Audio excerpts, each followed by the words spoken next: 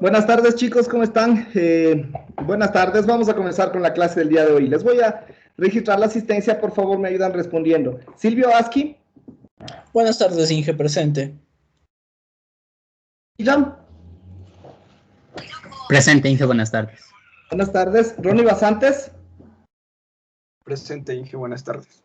Buenas tardes. Stephanie Bonilla. Presente, Inge, buenas tardes. Buenas tardes. Evelyn Bustos. Presente, Inge, buenas tardes. Buenas tardes. Dorian Kaisan. Presente, Inge, buenas tardes. Buenas tardes. Paola Kunalata.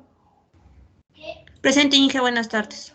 Buenas tardes. Medelin Kuzme. Buenas tardes, presente. Buenas tardes. Jocelyn Freire. Buenas tardes, presente. Buenas tardes. Enrique Wambo. Presente, Inge, buenas tardes. Buenas tardes. Viviana Wanga. Presente, Inge, buenas tardes. Buenas tardes. Terry Guaitara. Buenas tardes, Inge.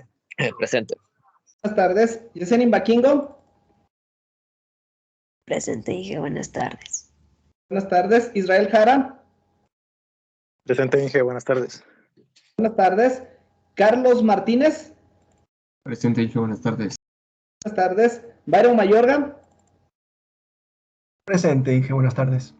Buenas tardes. Carla Moreno. Presente, Inge, buenas tardes. Buenas tardes. Jason Núñez.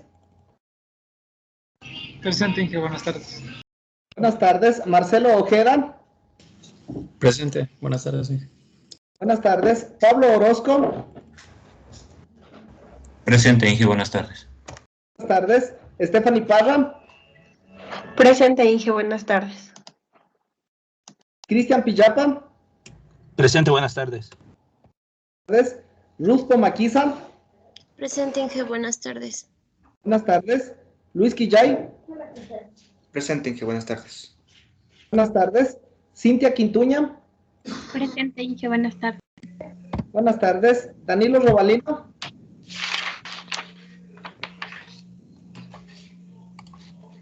Danilo Robalino. Presente, ingeniero, buenas tardes. Buenas tardes. Enrique Romero. Presente, ingeniero, buenas tardes. Buenas tardes. Jorge Taipe. Presente, ingeniero, buenas tardes. Buenas tardes. Brigito Apanta. Buenas tardes, Inge, presente. Buenas tardes. Diego Torres. Buenas tardes, ingeniero, presente. Buenas tardes. María Villacrés.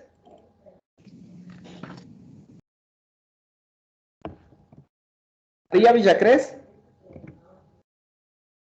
¿No está? Carla Villamar. Buenas tardes, Inge, presente. Buenas tardes.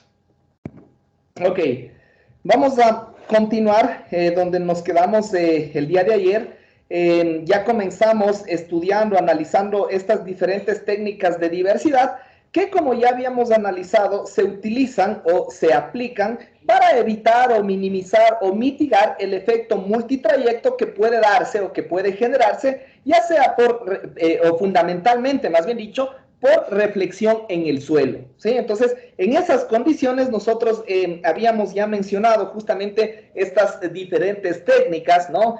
Habíamos mencionado la diversidad de espacio, la diversidad de frecuencia, la diversidad de trayecto, de ángulo, de polaridad, etcétera. Estas técnicas de diversidad son, son la clasificación en función del parámetro que se utiliza justamente para provocar estos caminos radioeléctricos que en esencia tienen que ser incorrelados, ¿no? Es decir, tienen que tener en otras palabras, una propagación completamente independiente, ¿no? Donde básicamente los parámetros de atenuación, de desvanecimiento, de reflexión, etcétera, ¿no?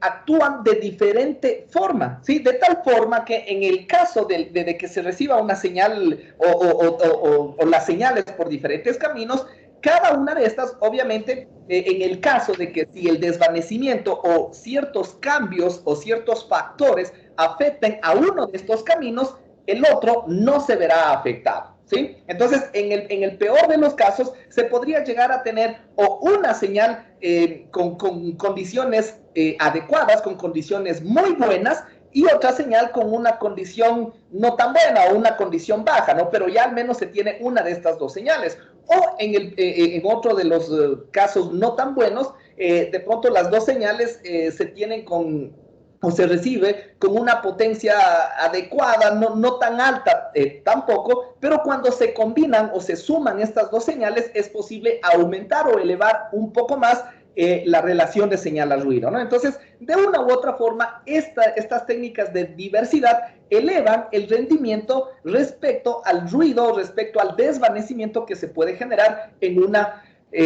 recepción correspondiente, ¿sí? Entonces, ahí nosotros habíamos analizado justamente estas o cada una de estas técnicas, ¿no? Ahora, lo que nosotros vamos a analizar es, en cambio, el procesamiento que se genera posteriormente, ¿no? Porque si nosotros observamos, bueno, un poquito más antes, más bien, por ejemplo acá, bueno, ni aquí, un poquito más antes, como vemos, nosotros podemos recibir la señal, ya sea por una diversidad de frecuencia, de espacio, una mixta, etcétera. A la final, todas las señales que se reciben, ¿sí?, entran en un circuito de procesamiento, donde este circuito de procesamiento puede ser, bueno, se conoce, más bien dicho, como una selección de las señales que se está recibiendo.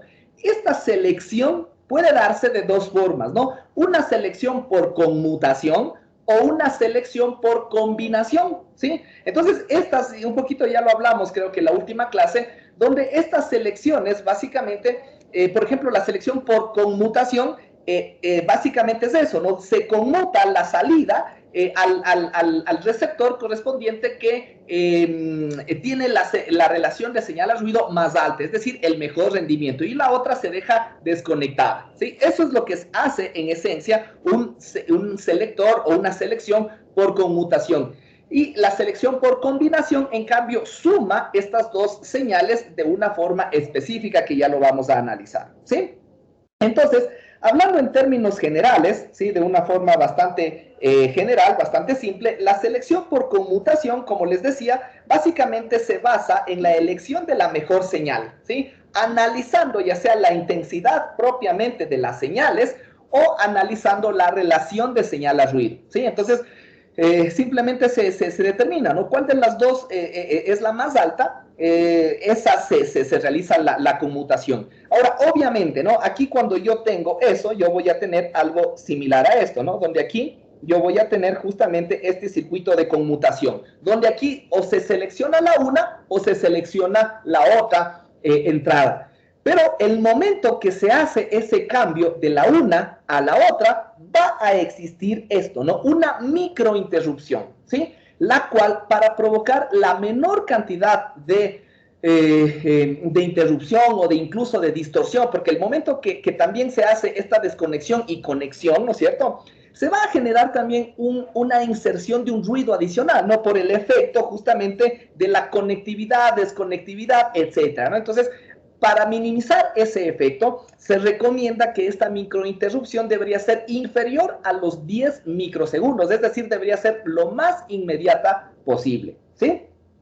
Obviamente aquí, cuando se da esto, va a existir estos inconvenientes, ¿no? Una discontinuidad tanto en la amplitud y la fase, ¿no? Porque, por ejemplo, yo puedo asumir que esta señal está viniendo con esta amplitud, ¿sí? Y de pronto esta señal, primero supongamos que estaba conmutado a la señal de arriba, pero después se detecta que la señal de abajo viene con una amplitud superior, ¿sí? Entonces se va a realizar la conmutación a la señal de abajo.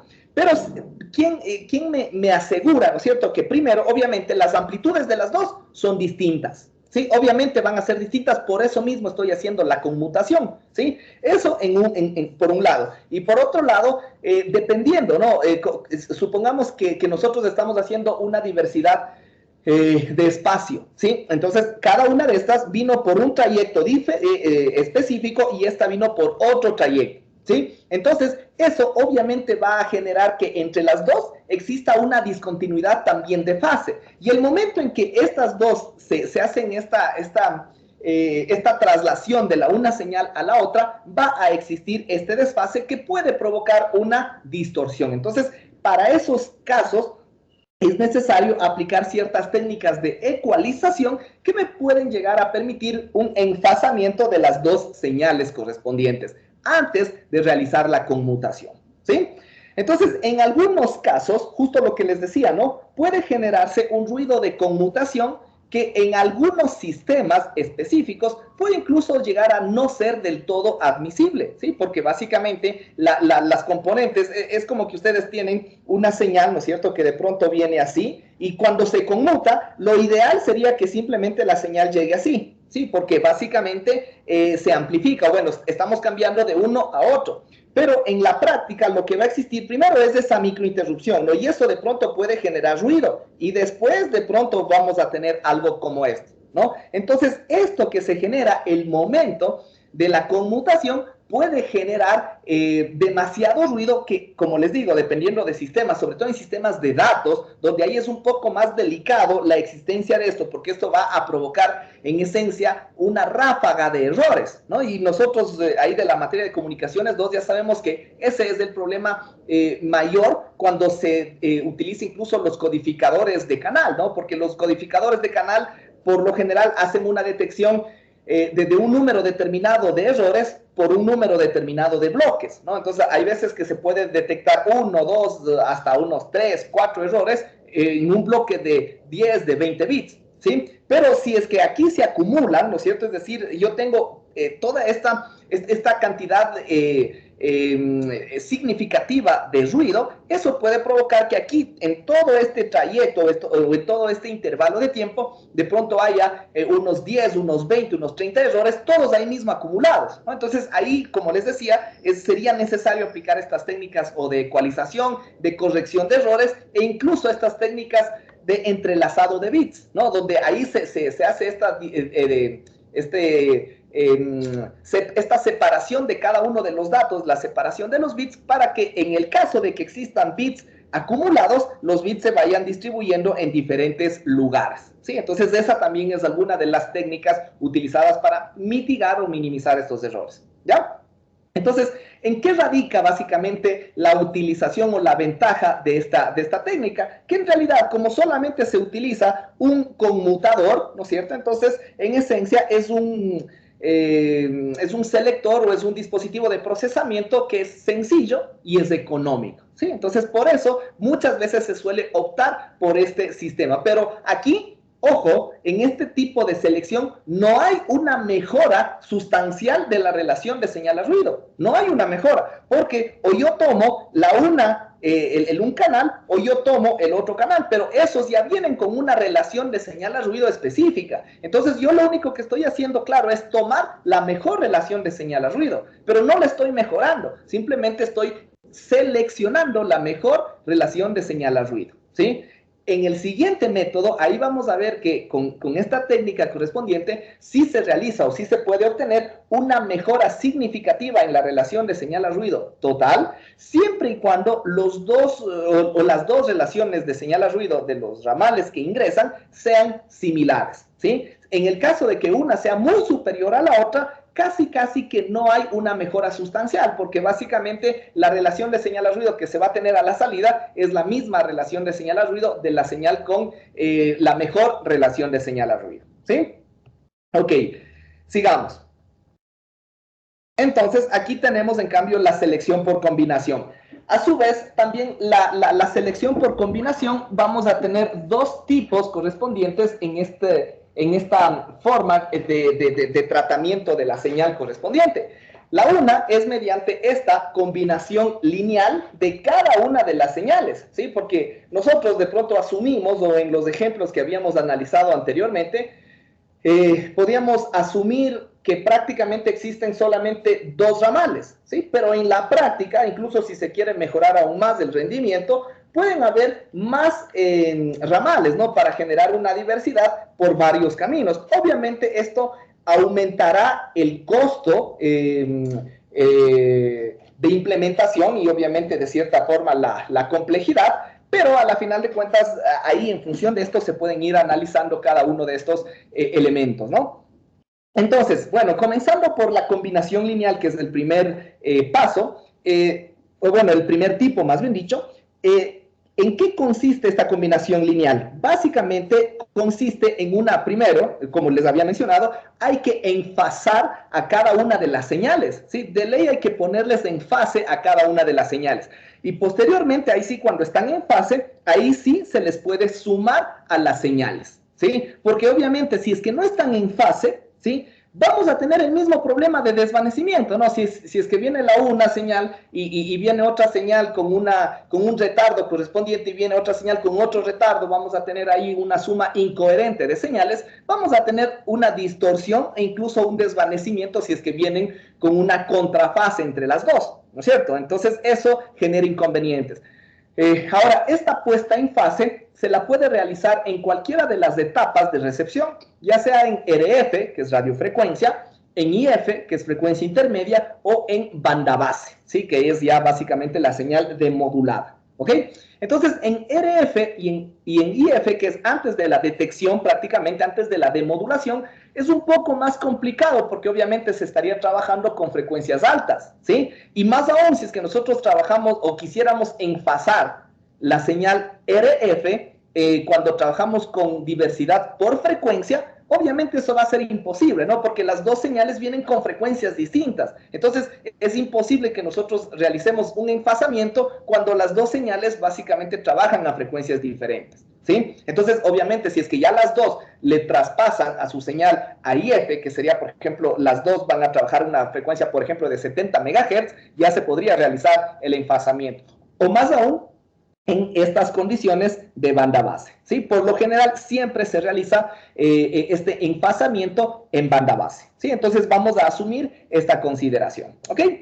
Entonces, como sabemos, cuando se suman las señales en el receptor, porque eso es básicamente lo que estamos asumiendo, las señales se suman en tensión, ¿sí? Entonces nosotros podríamos asumir que todo esto es mi señal compuesta de cada uno de los ramales de diversidad que están llegando a este punto o a este emplazamiento, ¿sí? Mientras que la potencia, ¿no es cierto? La potencia total correspondiente que nosotros podríamos, mientras que la potencia de ruido, perdón, la potencia de ruido total correspondiente es la suma de cada una de las potencias que capta cada uno de los ramales, ¿sí? Por eso es que nosotros podríamos tomarlo o asumirlo de esta forma, ¿no? Es decir, la sumatoria de cada una de las potencias. Ojo, ¿no? Diferenciemos la una que es la sumatoria de las tensiones de la señal y esta es la sumatoria de las potencias del ruido, ¿sí? A la final de cuentas, nosotros podríamos, ¿no es cierto?, establecer la relación de señal a ruido específica a la salida de cada uno de los ramales, ¿sí? Que sería esta de aquí. Y como sabemos, básicamente es la potencia de la señal correspondiente sobre la potencia de ruido, ¿sí? Entonces, por eso justamente tendríamos aquí nuestro xi al cuadrado sobre nuestra potencia de ruido de ese ramal específico, ¿sí? Entonces, esa sería nuestra relación de señal a ruido. Si quisiéramos obtener la relación de señal a ruido total, ¿no es cierto?, a la salida, es decir, asumamos esto, ¿no?, que nosotros vamos a tener aquí un ramal, vamos a tener otro ramal, supongamos que tengamos 3 ramales, ¿sí? Todos estos se suman, ¿sí? Cada uno de estos viene con una relación de señal a ruido 1, una relación de señal a ruido 2, una relación de señal a ruido 3, ¿sí? Y esto, a la salida de este sumador, yo voy a tener una relación de señal a ruido total, ¿sí? Entonces, esto, en este caso, se generaría, ¿no es cierto?, como la potencia de las señales sumadas completamente sobre la potencia de todas las componentes de ruido total, ¿sí? Entonces, por eso es que tenemos que tener clara estas expresiones, ¿no? Porque, cuidado, aquí nos confundamos y pensemos que son las mismas sumatorias, ¿sí? No son las mismas sumatorias. En el numerador yo tengo las sumatorias de las tensiones de voltaje y todo eso elevado al cuadrado, ¿sí? Y en el denominador yo tengo, en cambio, la sumatoria de cada una de las potencias, porque ya tengo al ruido en términos de potencias. A la señal, yo no le tenía en términos de señal, yo le tenía en términos de tensión, no le tenía en términos de potencia. Por eso es que tengo que sumar primero todos los valores de voltaje y después a esa suma le elevamos al cuadrado, ¿sí? Esa es nuestra relación de señal a ruido total, ¿sí? ¿Para qué estamos haciendo todo esto? Para garantizar, obviamente, que esta relación de señal a ruido tiene que ser superior a esta y a esta de acá, ¿sí? A todas estas tiene que ser para que se evidencie básicamente esta eficiencia o esta ganancia que vamos a tener en este sistema de diversidad. Ahora, si nosotros asumimos, porque eso puede ser asumible, ¿no? Que cada uno de los ramales capta la misma potencia de ruido, ¿sí? Es decir, en cada uno de los ramales viene el mismo valor de la potencia de ruido y eso tranquilamente sí se puede asumir porque nosotros asumiendo un canal gaussiano, ¿no es cierto?, con una distribución normal, ¿sí? Una distribución de una función de densidad de probabilidad normal, esto básicamente podríamos asumir entre las características que nosotros ya conocemos, una densidad espectral de potencia igualitaria para cada uno de los casos, ¿no? ¿Y cuál sería esta densidad espectral de potencia? Ya sabemos, ¿no? Un valor constante que sería n sub 0 sobre 2, ¿sí? Y como obviamente todas los canales que están recibiéndose es la misma señal, con el mismo ancho de banda, y si nosotros ya tenemos esa misma densidad espectral de potencia y ese ancho de banda, pues obviamente la potencia de ruido para cada uno de los canales va a ser la misma, ¿sí? Entonces, si asumimos simplemente que cada uno de estos valores n sub i, ¿no es cierto?, es igual a un valor de n elevado al cuadrado correspondientemente, entonces nosotros podríamos hacer o podríamos ya suponer que el valor total, ¿no es cierto?, de toda esta sumatoria va a ser n sub i al cuadrado más n, bueno, n sería si asumimos que es un mismo valor, ¿no? N al cuadrado más n al cuadrado más n al cuadrado, donde eso no les había especificado. El valor de m, en este caso, es la cantidad de ramales que nosotros vamos a tener, ¿no? Entonces, si tenemos 3 y tenemos una sumatoria de 3 veces, tendríamos a la salida 3 veces el valor de n al cuadrado. Entonces, aquí para generalizar, tendríamos como la potencia de ruido un valor de m por n al cuadrado, ¿sí? Y esto se convertiría en nuestra relación de señal a ruido, ¿sí? Aún más, si nosotros aquí, por ejemplo, como ya el n no depende, ¿no es cierto?, de no depende del i, ¿no es cierto?, ya es independiente de la sumatoria, le podríamos incluso meter adentro de la sumatoria y hacer como que el n al cuadrado va dividiéndole a cada uno de los x yésimos, ¿sí o no? Entonces yo tendría, en otras palabras, xi, ¿no es cierto?, sobre n, más x, bueno, x1 sobre n, x2 sobre n al cuadrado, y así sucesivamente, ¿no? Entonces, esto, en esencia, va a provocar esto de acá, ¿no es cierto?, que sería la relación de señal a ruido yésima, ¿sí? Entonces, en otras palabras, ¿no?, justamente lo que les decía, bueno, aquí tenemos, si es que a los dos elementos les elevamos, le sacamos la raíz cuadrada, perdón, ¿sí? Entonces, justamente lo que nosotros tendríamos sería algo similar a esto, ¿sí? Si es que a los dos términos le sacamos la raíz cuadrada, ¿ya? Y a la raíz del n al cuadrado, nosotros le metemos dentro de la sumatoria, justamente nosotros vamos a tener esto de aquí, ¿sí? Vamos a tener esto de acá, porque si le metemos en la sumatoria y le incluimos también al x sub i, en otras palabras lo que tendríamos sería esto, ¿no? La relación de señal a ruido, o la raíz de la relación de señal a ruido es igual a 1 sobre la raíz de m, que multiplica a la sumatoria de la raíz, ¿no es cierto?, de todo.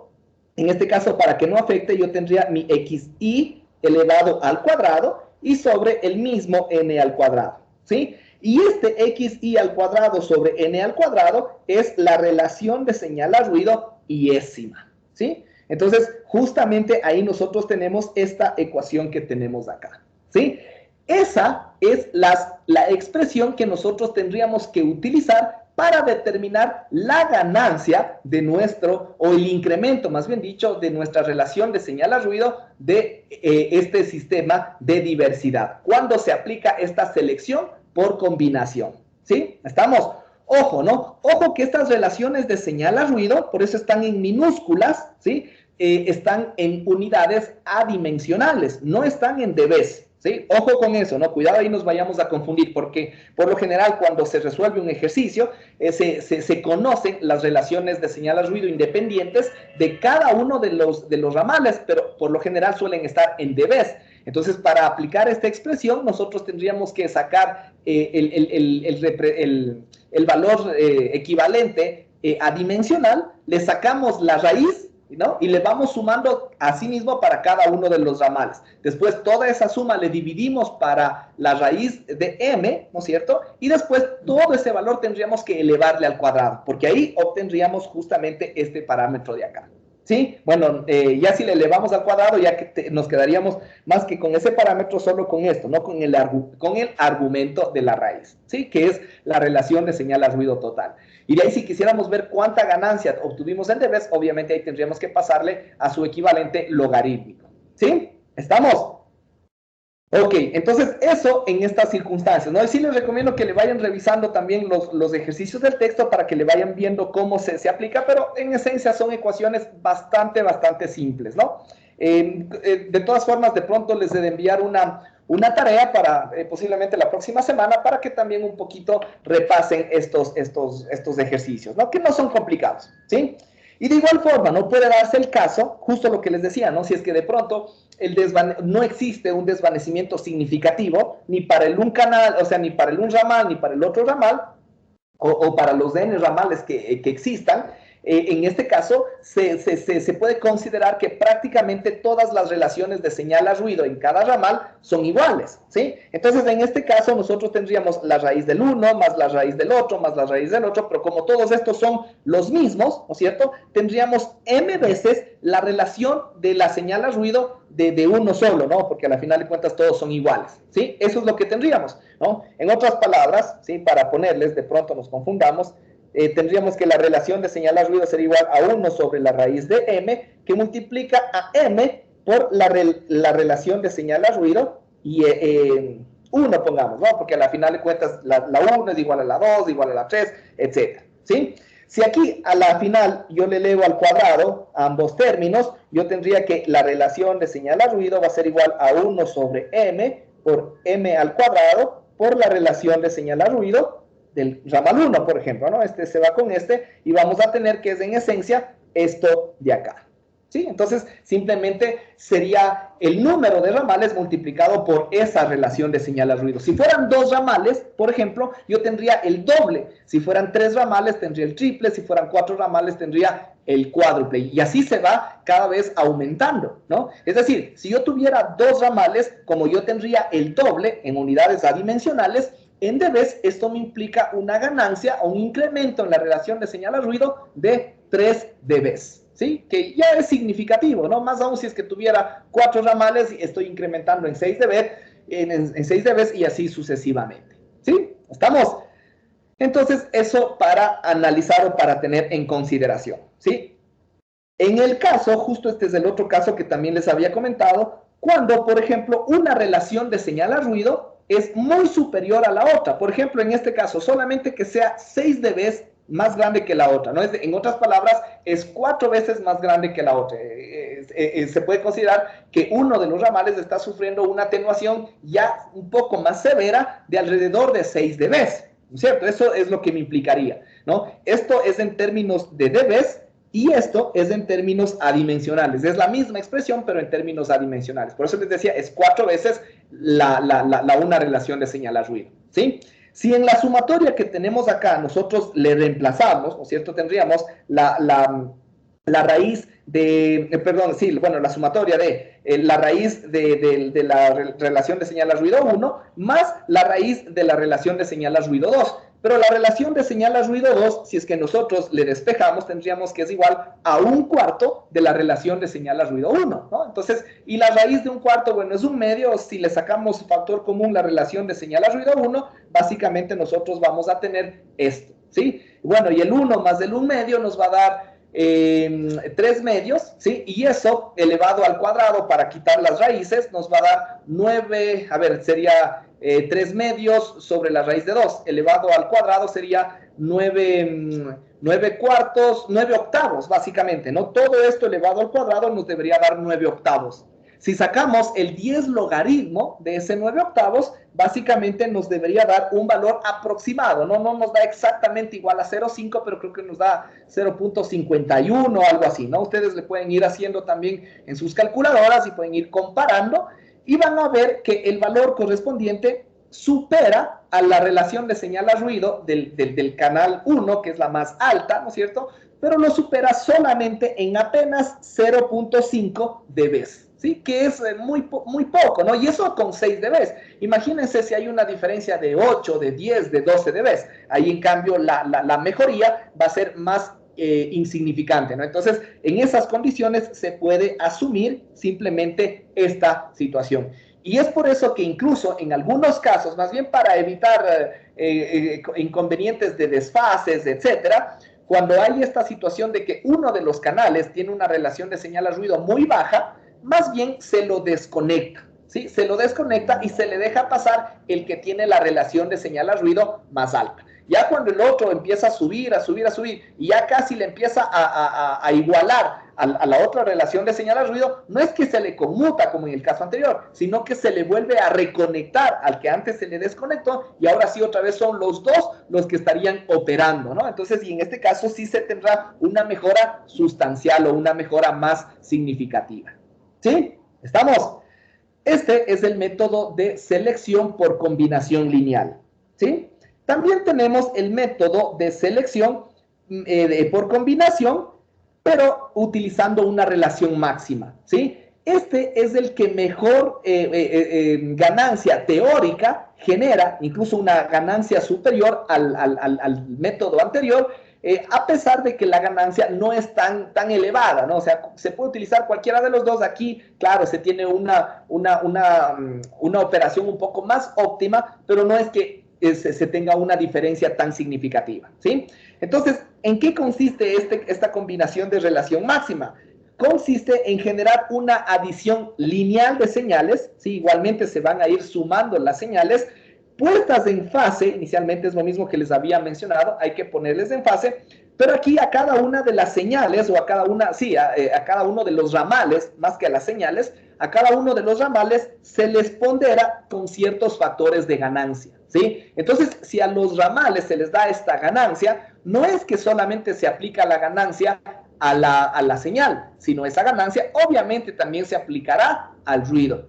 Pero si es que se genera unos factores o unos coeficientes adecuados, es ahí donde se va a tener esta ganancia o esta relación máxima, ¿sí? Entonces, primero, si nosotros igualmente consideramos que la sumatoria de todas las señales consistiría en esto, donde cada una de las señales ahora va a tener esta ponderación correspondiente, una sub 1, una sub 2, una sub 3, y así sucesivamente, ¿sí? Lo mismo con el ruido, ¿no? En este caso, el ruido también va a tener esta contribución de cada una de las potencias con su factor correspondiente de ganancia, ¿sí? Igualito, ¿no? Pero ojo, ¿no? Aquí también ya hemos asumido, ¿sí? Más bien acá tenemos una expresión un poquito más general, porque esta ecuación de acá abajo nos indica un valor correspondiente del ruido, donde ya se asume que el ruido es igual en cada uno de los ramales, ¿sí? Por eso es que ya básicamente ya no se tiene NI, que sería N1, N2, N3, sino un valor específico de N, ¿sí? Entonces, el N ya puede salir afuera de la sumatoria y se tendría simplemente esto de acá, ¿sí? Ahora, igual, operando nuevamente esta relación de señal a ruido, nosotros, justamente la que nosotros tendríamos acá, y asumiendo esta igualdad de las potencias de ruido en cada uno de los ramales, nosotros tendríamos esta reducción de nuestra potencia, bueno, de nuestra relación de señal a ruido, ¿no? Esta expresión correspondiente. Ahora, como les decía, aquí la clave está en determinar cuál es el parámetro o cuál debería ser el valor del coeficiente a sub 1, a sub 2, a sub I correspondiente para generar el máximo valor de nuestra relación de señal a ruido. Y en este caso se podría llegar a demostrar que los valores a sub I adecuados o más óptimos tienen que ser igual al valor de XI, que sería el valor de la señal iésima, sobre la potencia de ruido, ¿sí? Esos deberían ser los valores máximos. Y vamos a ver eso, cómo intercede básicamente o interfiere en esta ecuación. Si nosotros reemplazamos este valor de A sub I, tanto en el numerador como en el denominador de esta expresión, básicamente lo que nosotros tendríamos sería esto, ¿no? Donde el A sub I se convierte en XI sobre el N al cuadrado, ¿no? Entonces aquí vamos a tener justamente XI al cuadrado sobre N al cuadrado, y todo esto elevado al cuadrado, obviamente, ¿no? Y acá en el denominador lo mismo, ¿no? el a sub i se va a convertir en x sub i al cuadrado, porque está elevado al cuadrado, no el a sub i. Entonces sería xi al cuadrado sobre n a la cuarta, ¿sí? Sobre n a la cuarta. El n a la cuarta con este n al cuadrado de aquí se simplifican y me quedaría simplemente 1 sobre n al cuadrado por la sumatoria de xi al cuadrado, ¿sí? ¿Estamos? Entonces, aquí, más aún, ¿no es cierto? Nosotros podemos seguir o podríamos seguir operando un poco más de esto, ¿no es cierto? Y obtener en esencia, ¿qué cosa? Si es que este de aquí, ¿no es cierto? Nosotros le subimos, porque este está como un denominador acá, le subimos acá, tendríamos n al cuadrado sobre el n al cuadrado del numerador está elevado al cuadrado, entonces sería n al cuadrado sobre n a la cuarta. Esos también se simplifican y tendríamos un solo denominador que sería n al cuadrado, ¿sí? Mientras que acá nosotros tendríamos la sumatoria de xy al cuadrado, y aquí en cambio tengo la sumatoria de xy al cuadrado y todo eso elevado al cuadrado. Entonces yo en otras palabras podría simplificar este con este de acá, ¿sí o no? Y nos va a quedar simplemente la sumatoria de xy al cuadrado sobre n al cuadrado, ¿sí? En términos generales. Y cada uno de estos, como ya sabemos, nos representa la relación de señal a ruido, ¿sí? Entonces, a la final de cuentas, cuando se utiliza esta relación máxima, la relación de señal a ruido a la salida se convierte únicamente en la sumatoria lineal de cada una de las relaciones de señal a ruido adimensionales de cada ramal, ¿sí? Entonces, es un poco más sencilla que en el caso anterior, ¿no es cierto? Pero obviamente esto se cumplirá siempre y cuando los parámetros o los coeficientes sean igual a cada uno de estos valores, ¿sí? Y es lo mismo, ¿no? Eso sí, cuando las relaciones de señal a ruido en cada uno de los ramales sean iguales, la relación de señal a ruido total va a ser la misma que en el caso de la combinación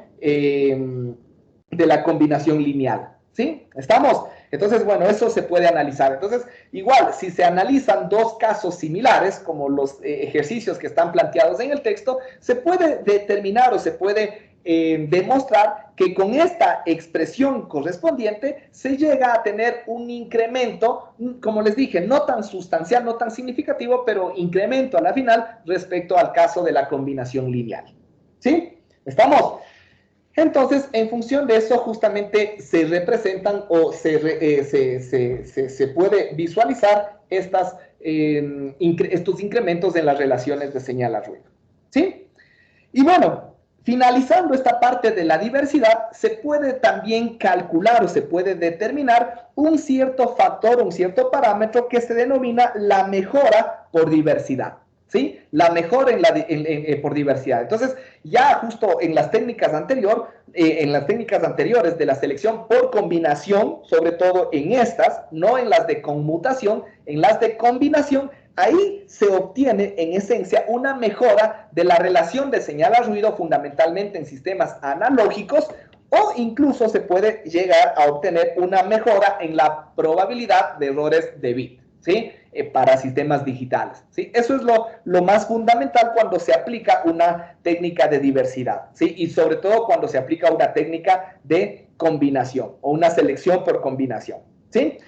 A su vez, también lo que se puede generar es una reducción en los porcentajes en los tiempos de desvanecimientos, ¿sí? Es decir, ustedes pueden suponer, ¿no es cierto?, que para la lluvia, en condiciones sin protección, ¿no es cierto?, hablamos sin protección, sin técnicas de diversidad, supongamos, ¿no?, para un desvanecimiento de unos 30 dB, se puede llegar a tener una probabilidad del 0.001%, ¿sí? Pero cuando se aplica diversidad, de pronto, para ese mismo desvanecimiento, en ese mismo tramo, la probabilidad se reduce a 0.0001%, por darles un ejemplo, ¿no? Entonces, eso es lo que también provoca estas técnicas de diversidad, ¿sí?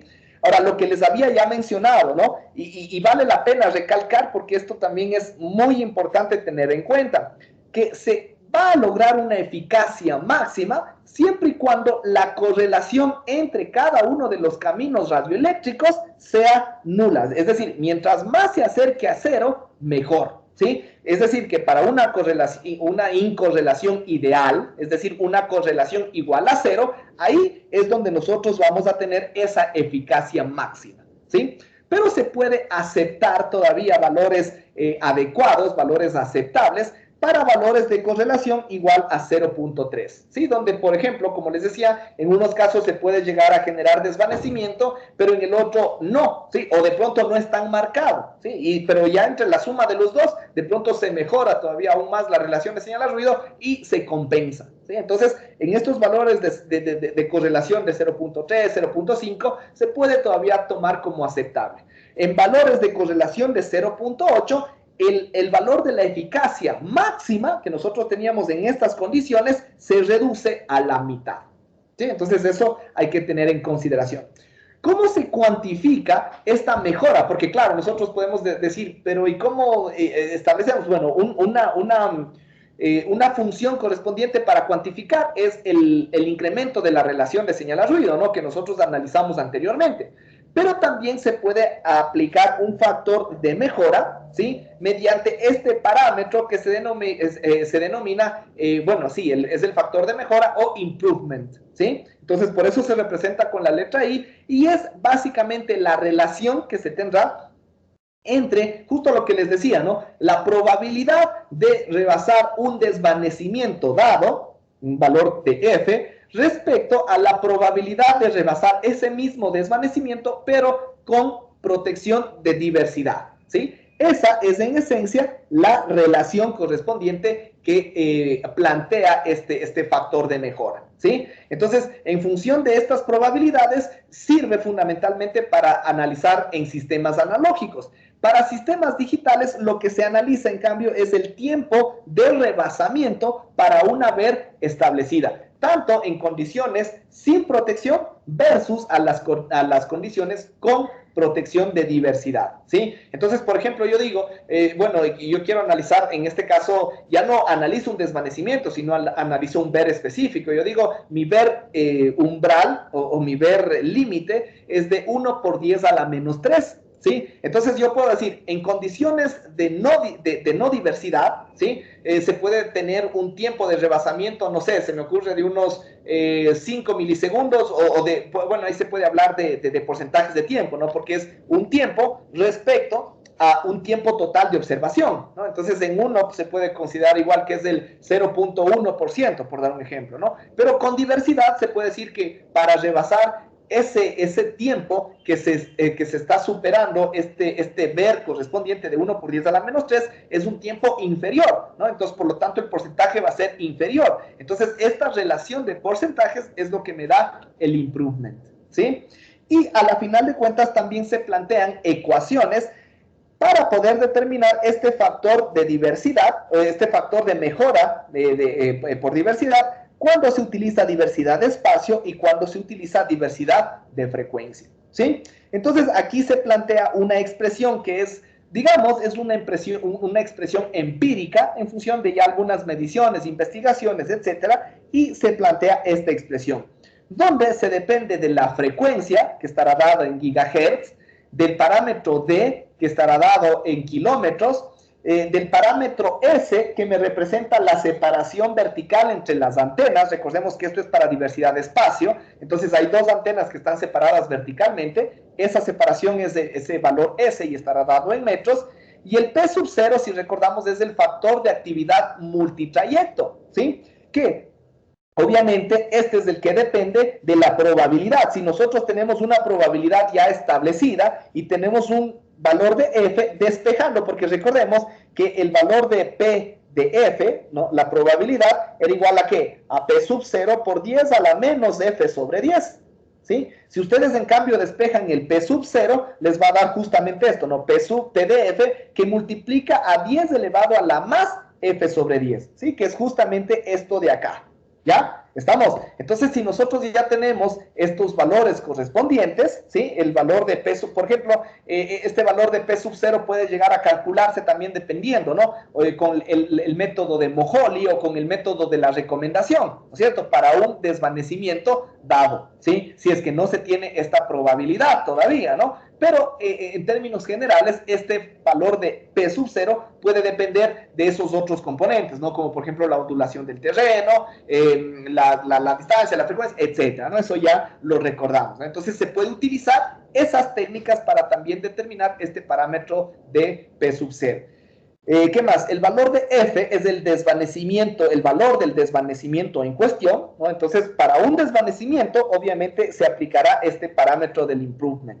Y el parámetro de V, este de acá, me representa la diferencia de las ganancias, de las dos antenas receptoras, ¿sí? De las que recuerden que en un sistema por diversidad, yo tengo aquí una torre, y acá yo, por ejemplo, tengo una antena, y acá tengo otra antena, ¿no? Y esto es la separación S, ¿sí? Entonces, esta, por ejemplo, esta tiene una ganancia G1, y esta tiene una ganancia G2, ¿sí? Entonces, en función de eso, este parámetro V me representa la diferencia de esas dos ganancias. Obviamente, si es que las dos ganancias son iguales, son las mismas, es decir, se utilizan antenas iguales, este valor de V sería igual a 0, ¿sí?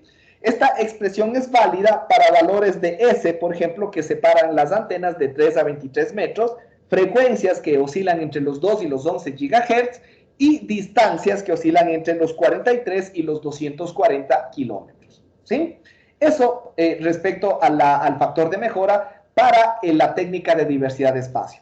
Para la técnica de diversidad de frecuencia, en cambio, se utiliza esta expresión, donde igual, ¿no? Dependemos del parámetro F mayúscula, que es el desvanecimiento, obviamente, de la frecuencia a la cual se está trabajando en gigahertz, de la distancia total que separa a nuestro trayecto en kilómetros, y de este parámetro que por lo general está dado en porcentajes, que es la relación entre la variación de frecuencias. Recuerden que aquí en cambio en la diversidad de frecuencias se utilizan dos frecuencias distintas, ¿no? Un F1 y un F2, ¿sí? La diferencia entre F1 y F2 es ese delta F, y el F representará la frecuencia central o una frecuencia central específica, ¿no? Entonces, la relación que hay entre la variación de esas frecuencias y el entorno de esas frecuencias será ese porcentaje correspondiente, ¿sí? Esto igual, y esta expresión también es válida si es que el factor de mejora supera un valor igual a 5, ¿sí? Las frecuencias deberían estar en el orden de los 2 a los 11 GHz y para distancias desde los 30 a los 70 kilómetros, ¿sí? ¿Qué más? Si es que el valor de delta F es superior a 0.56 GHz, el valor de delta F para el caso correspondiente se tendría que utilizar un valor de 0,5, ¿no? Y ahí hacer la relación respecto a la frecuencia también en gigahertz, ¿sí? ¿Estamos? Esto también, ¿no? El valor correspondiente de relación tiene que ser inferior al 5%, ¿no? Es decir, el valor de la separación de frecuencias tampoco debería ser demasiado grande, ¿sí? No debería ser tan significativo, ¿ok? Listo. Todo esto, entonces, finalizando o terminando con respecto a lo que representa la diversidad. No sé si de pronto hasta aquí, respecto a las técnicas de selección y al factor de mejora, ¿hay alguna duda, alguna pregunta tal vez? ¿Algo que no les haya quedado del todo claro? ¿No? ¿Todo claro? Listo. Continuamos entonces. Vamos a pasar ahora ya a el análisis correspondiente de la calidad de un radioenlace, ¿sí?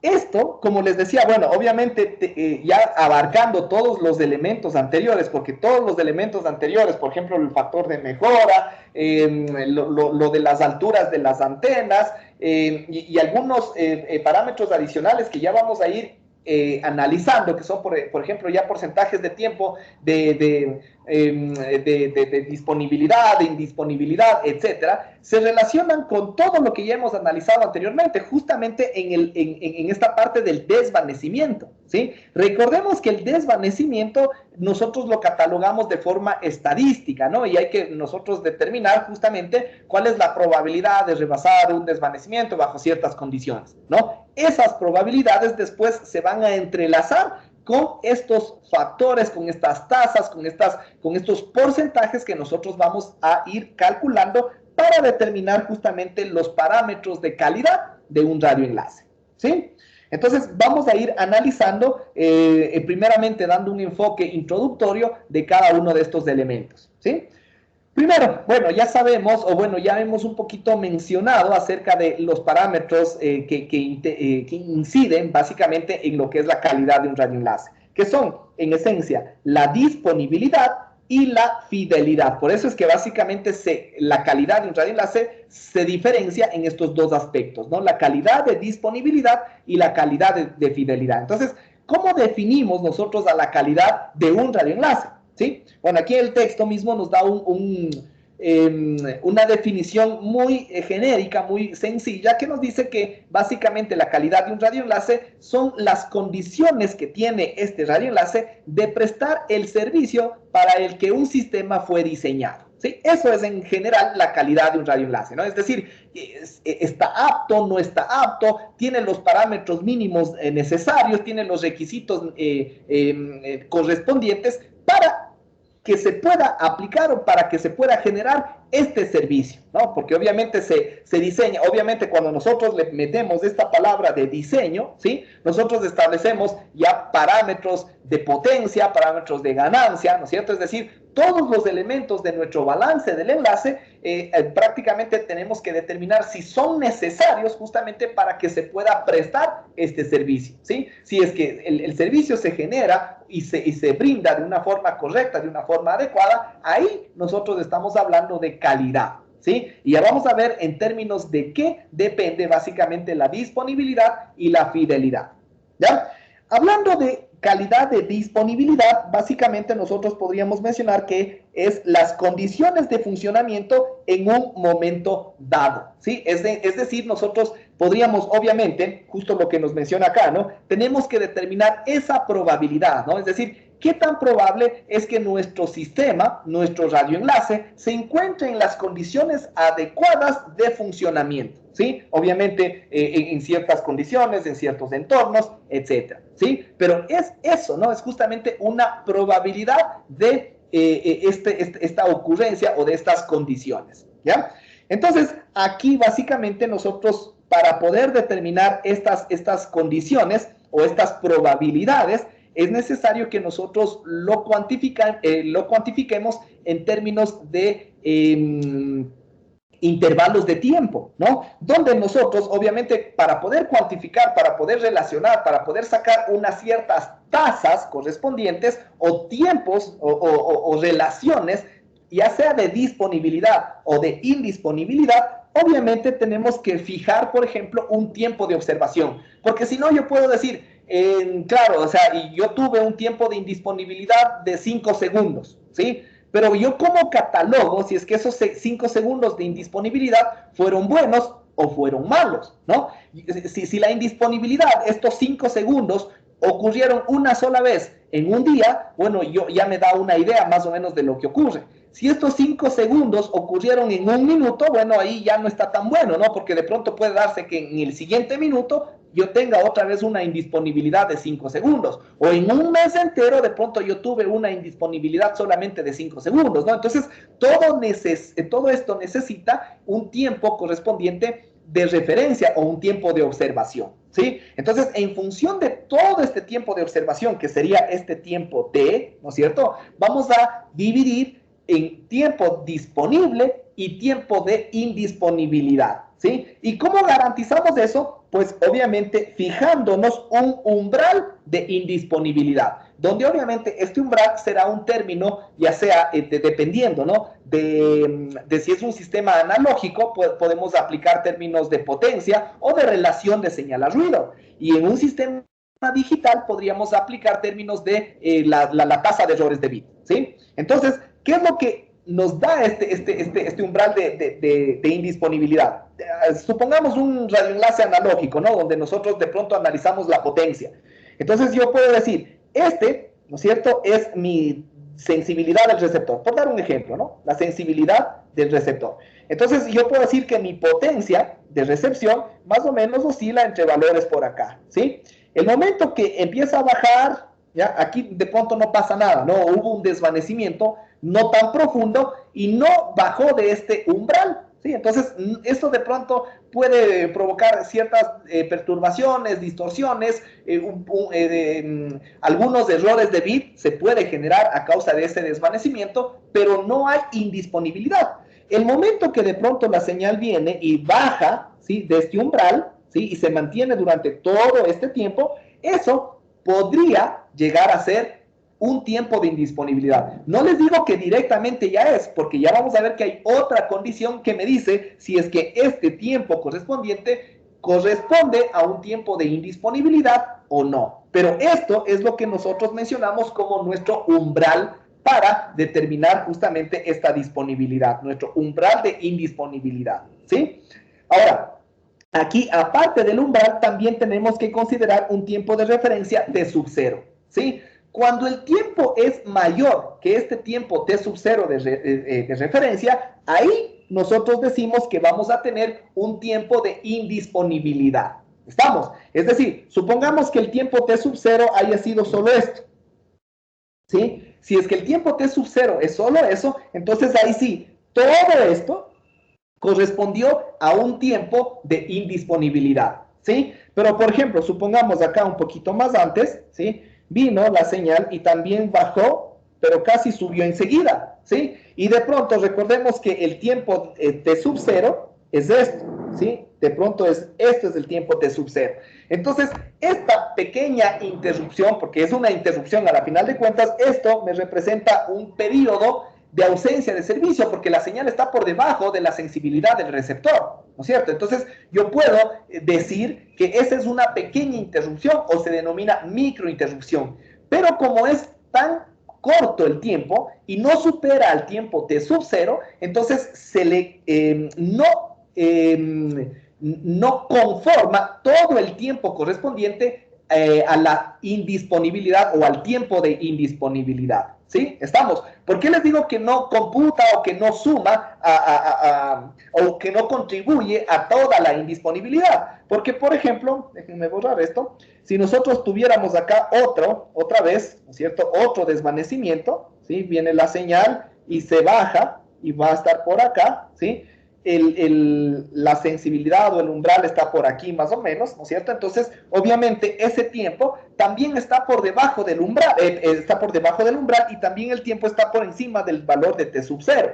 Entonces, todo esto de acá, ¿sí? Todo esto desde aquí hasta acá, también va a ser un tiempo de indisponibilidad. Entonces, yo puedo tomar aquí un tiempo T1, ¿no es cierto?, que sí corresponde a indisponibilidad, este que es T2, que también corresponde a la indisponibilidad, y así sucesivamente, ¿no? Entonces, a la final de cuentas, el porcentaje de indisponibilidad o la tasa de indisponibilidad, que en este caso se conoce como U, es básicamente igual a la sumatoria de todos los tiempos de indisponibilidad dentro del tiempo de observación dividido para el tiempo de observación. Como por lo general se representa en términos porcentuales, se le multiplica por el 100%.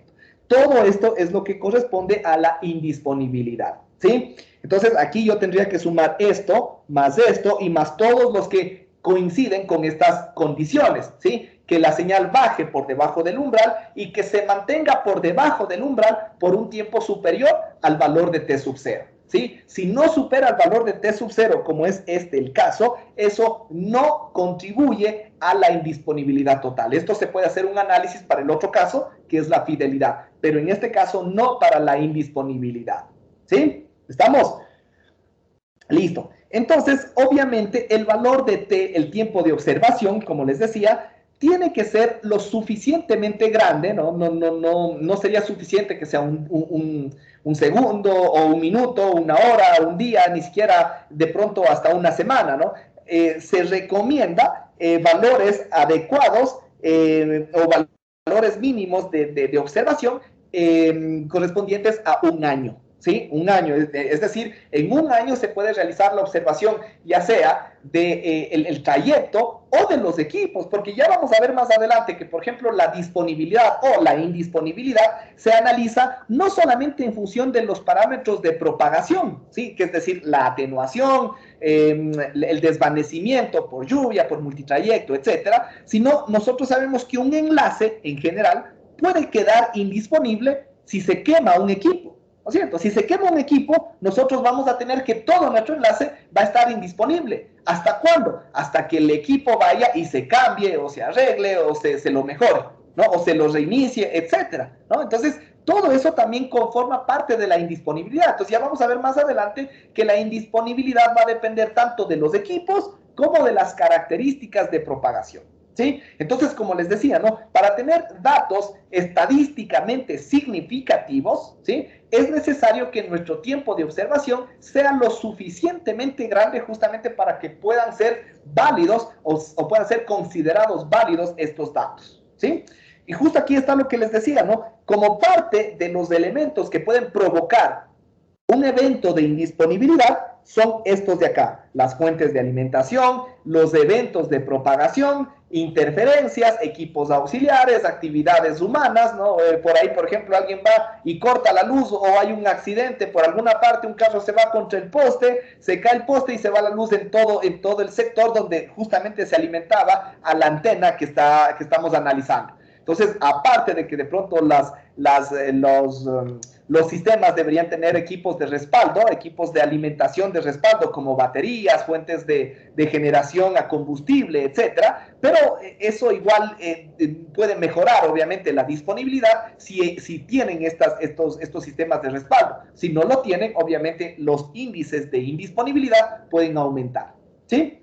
Entonces, aparte de todo esto, también se tiene que considerar, y obvio, ¿no? Es importante esto, el tiempo medio de restablecimiento, ¿sí? Porque obviamente una cosa es que nosotros digamos, bueno, más o menos nosotros vamos a tener que en un año, por ejemplo, del año, posiblemente se tenga un periodo de indisponibilidad de unos 8, 10 segundos o de pronto un poco más, un poco menos, ¿no? Entonces, bueno, eso se puede determinar en términos porcentuales, ¿no? Entonces, del año, en el 0.01% del tiempo se puede llegar a tener indisponibilidad, ¿ya? Eso es una cosa. Pero otra cosa es esto, ¿no? En el caso de que se llegue a tener indisponibilidad, ¿cuál es el tiempo medio de restablecimiento? Obviamente esto va a depender de la causa que provocó la indisponibilidad, ¿no? Si es que es la lluvia, ¿no? Entonces ahí estamos supeditados a analizar el efecto de la lluvia. Pueden existir tormentas, pueden existir tipos de lluvia que pueden durar 10 minutos, 20 minutos, 1 hora, 2 horas, 8 horas, etc., ¿no? Entonces, en ese caso, dependerá justamente de los parámetros climatológicos, ¿sí? Pero, por ejemplo, cuando se dañe un equipo, ahí en cambio, ¿de qué se va a depender? De la capacidad que tengan los operadores, los supervisores, de posiblemente si es que el equipo ya se quemó, ¿no es cierto? Es necesario un cambio del equipo, entonces ahí se necesita, bueno, se tendría que conocer la capacidad de rapidez que van a tener los operadores en trasladarse desde sus domicilios, desde su base de operaciones, etcétera, hasta el lugar correspondiente donde surgió la falla y hacer el cambio correspondiente, si es que se puede hacer el cambio, si es que se tiene dispositivos de respaldo. Si no, obviamente se tendría que sacar el dispositivo, ver si se puede arreglar, mandar a arreglar. Imagínense toda la cantidad de tiempo que eso establecería como indisponibilidad, ¿no? Entonces, todo esto forma parte de estos parámetros, ¿sí? Ahora, con respecto a la fidelidad, ¿sí? En la fidelidad o el análisis de la calidad de fidelidad se enmarca básicamente en el tiempo complementario de la indisponibilidad, es decir, esto se analiza en condiciones de disponibilidad, ¿sí? Y se genera cuando puede darse esto de acá, lo que les decía, ¿no? Microinterrupciones, ¿sí? Y degradaciones ligeras o breves, o por ejemplo estas microinterrupciones donde se puede llegar a tener tiempos de duración inferiores al tiempo T sub 0, ¿no? Como por ejemplo esto de acá influye en la fidelidad. Si yo de pronto aquí tengo la señal que viene así, tengo un desvanecimiento significativo, pero no lo suficiente como para bajar del umbral, esto también incide en la fidelidad, ¿sí? Entonces, todo esto básicamente no provoca periodos de indisponibilidad, pero estos desvanecimientos o estas microinterrupciones sí pueden generar estas degradaciones que pueden ser ligeras y breves, ¿sí? Esto, por lo general, se lo analiza en términos, como les había mencionado, de errores en bits, ¿sí? Porque obviamente si yo tengo una microinterrupción, lo que les decía, ¿no? Una microinterrupción, esa microinterrupción puede provocar una ráfaga de bits consecutivos errados, ¿sí? Y eso obviamente va a provocar a la larga que el detector o el código, el decodificador de canal, por ejemplo, no corrija correctamente esos errores. Entonces esos errores van a provocar también distorsión de la señal original, ¿sí? Entonces, eso básicamente lo que provoca, más que la indisponibilidad, es esto, ¿no? Una reducción en la nitidez y en la claridad de la señal. Eso es lo que se traduce básicamente en la fidelidad. Porque nosotros podemos decir que un sistema es más fiel, ¿no es cierto?, a la salida, cuando la salida del receptor es lo más parecida a la señal original que ingresó en el transmisor. Si es que son exactamente iguales, pues nosotros tenemos un sistema con una fidelidad ideal, ¿sí? Pero por lo general eso no se tiene, no siempre se va a tener una ligera variación, pero mientras más se parezca, la fidelidad va a ser más alta, ¿sí? Entonces, mientras mayor sea el desvanecimiento, obviamente la calidad de fidelidad va a reducirse, ¿sí? Entonces, en función de esto, justamente en función de los errores de bit, lo que se analiza es esto, ¿no? El porcentaje de bits errados. En otras palabras, aquí se analiza el VER, ¿sí? Porque eso es básicamente el VER, ¿no? La tasa de errores de bit o el porcentaje o la probabilidad de error de bit, ¿sí?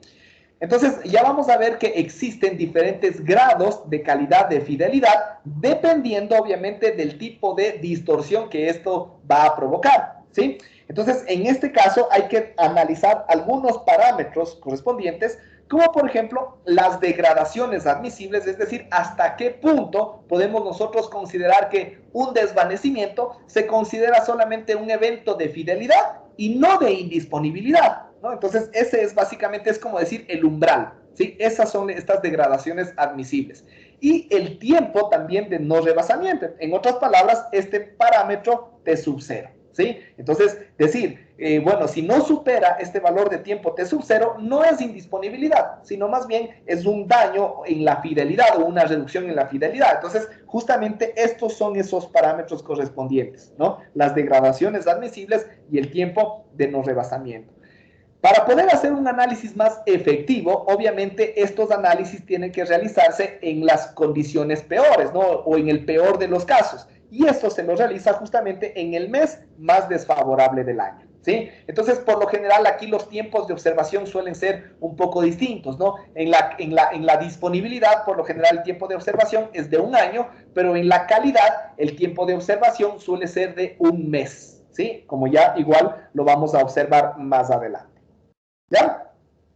Listo. Esto solamente como una pequeña parte introductoria, ¿no? Porque ahorita, ¿sí? Ya vamos a ir entrando en cada uno de estos parámetros a profundidad, ¿sí? Y ahí sí les pido que pongan mucha atención porque estas expresiones, porque aquí sí ya vamos a ir entrando en algunas expresiones matemáticas, básicamente nos van a servir para que nosotros le liguemos a las condiciones, ya sea del balance del enlace, ya sea a las condiciones de desvanecimiento y a lo que va a venir posteriormente, ¿no? Entonces, aquí, por ejemplo, vamos a ir analizando estos porcentajes de indisponibilidad, los valores de calidad y unos términos que nosotros lo vamos a ir repitiendo mucho y por eso ahorita les voy a hacer énfasis en eso para que cuando los mencionemos justamente pongan atención y capten cada una de esa información.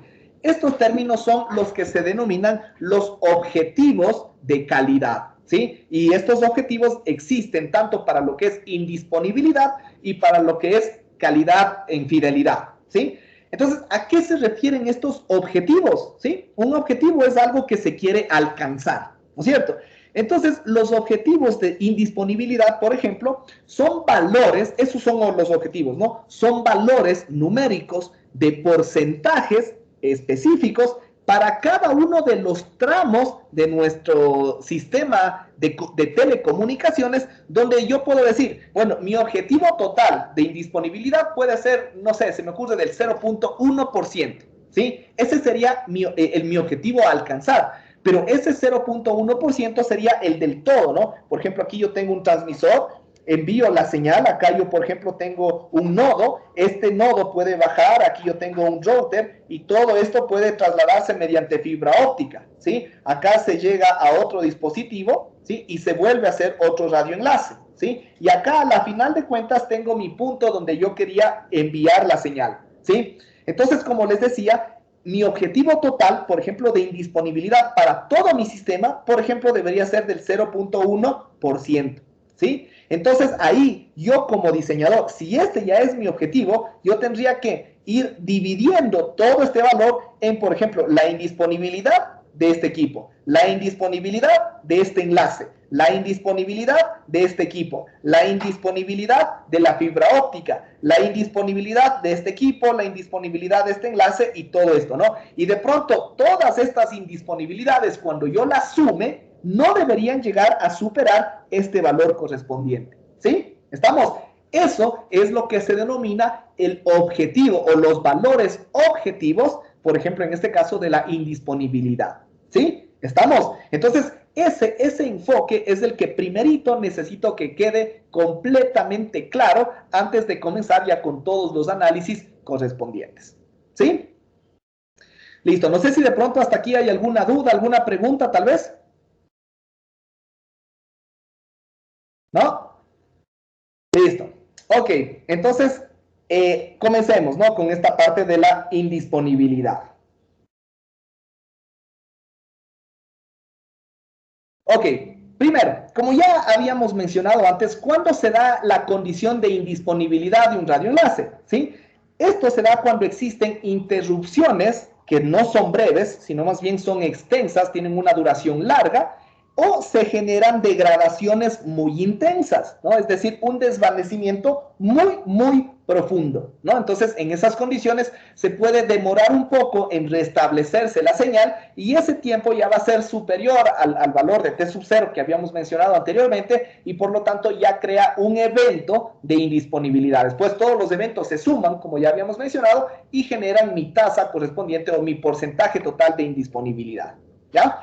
Entonces, en función de esto, nosotros podemos ir analizando algunas situaciones. Por ejemplo, primero, hablando de lo que son las interrupciones. ¿Qué son las interrupciones? Como ya habíamos mencionado, son cortes, ya sean totales o parciales de la señal, ¿sí? Durante un periodo establecido de tiempo, ¿sí?